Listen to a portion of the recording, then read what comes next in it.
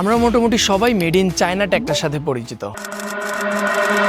China মানেই বুঝি নকল আর সস্তা পণ্যের দেশ, কিন্তু খেলনা আর সস্তা ইলেকট্রনিক্সের দিন এখন শেষ। আজকের চায়না মহাকাশে স্টেশন বানাচ্ছে, আর্টিফিশিয়াল ইন্টেলিজেন্স বা এআইতে পৃথিবীকে নেতৃত্ব দিচ্ছে। চায়নার বিশ্ববিদ্যালয়গুলো পৃথিবীর টপ সেরা বিশ্ববিদ্যালয়গুলোকে চ্যালেঞ্জ জানাচ্ছে, আমেরিকার চোখে চোখ রেখে কথা বলতেছে।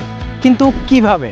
কখনো কি ভেবে দেখেছেন কয়েক দশকের ভেতরে একটা দেশ নকলের দুর্নাম থেকে বেরিয়ে এসে প্রযুক্তি দুনিয়ার বস হয়ে গেল? এই উত্তরটা লুকিয়ে আছে দুটি শব্দে: শিক্ষা আর গবেষণা। তারা এর পেছনে যেই পরিমাণে অর্থ ঢালছে, তার অঙ্কটা শুনলে আপনি চমকে উঠবেন। চলুন সোজা অঙ্কে আসি। চীন প্রতি বছর গবেষণা ও উন্নয়ন বা R&D খাতে কত খরচ করে জানেন? প্রায় $500 বিলিয়নেরও বেশি।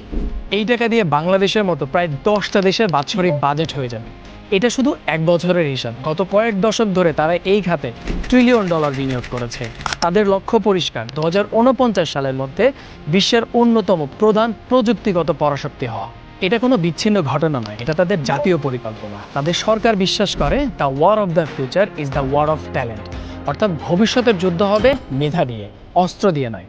তাই সেই মেধাবী প্রজন্ম তৈরি করতেই তাদের এই অবিশ্বাস্য বিনিয়োগ। এই বিশাল বিনিয়োগের ফলাফল এখন স্পষ্ট।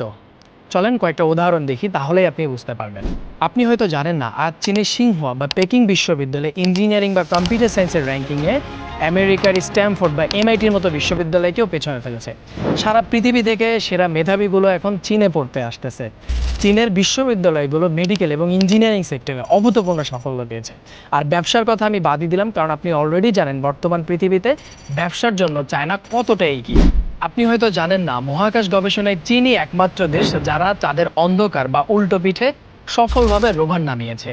চীনের স্পেস স্টেশন তিয়ানগং এখনো মহাকাশে ঘুরছে, যা আমেরিকার জন্য অনেক বড় একটা চ্যালেঞ্জ এবং মাথা ব্যথার কারণ।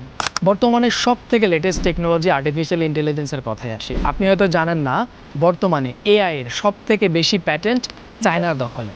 যারা প্যাটেন্টকে জানেন না তাদের জন্য বলি, যদি কেউ কোনো নতুন AI মডেল, প্রসেস, মেথড বা অ্যাপ্লিকেশন উদ্ভাবন করে, তাহলে এইটা যেন অন্য কেউ নকল না করতে পারে, তার জন্য প্যাটেন্ট ফাইল করা হয়। এইটা আপনার উদ্ভাবনকে আইনি সুরক্ষা দেয়।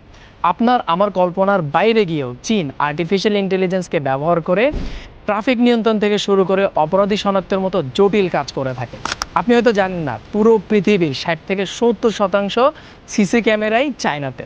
তাহলে ব্যাপারটা কি দাঁড়ালো? চীন শুধু পণ্য তৈরি করছে না, তারা জ্ঞান তৈরি করছে। তারা বুঝে গেছে, যেই জাতির কাছে জ্ঞান এবং প্রযুক্তি থাকবে, 21 শতকের পৃথিবীকে তারাই নিয়ন্ত্রণ করবে। তাদের এই যাত্রাটা আমাদের জন্য কি বার্তা দিচ্ছে? একটা দেশের আসল সম্পদ সে দেশের মানুষ, আর সেই মানুষের মেধার পেছনে সঠিক বিনিয়োগ একটা জাতিকে কোথায় নিয়ে যেতে পারে, চিন্তার জীবন্ত উদাহরণ। এই ভিডিওটা আপনাদের কেমন লেগেছে আপনি কমেন্টে আপনার মতামত আমাকে জানাতে পারেন, এবং ভিডিওটা শেয়ার করে দিতে পারেন যেন আপনার বন্ধুরাও চীন সম্পর্কে জানতে পারে। টাটা।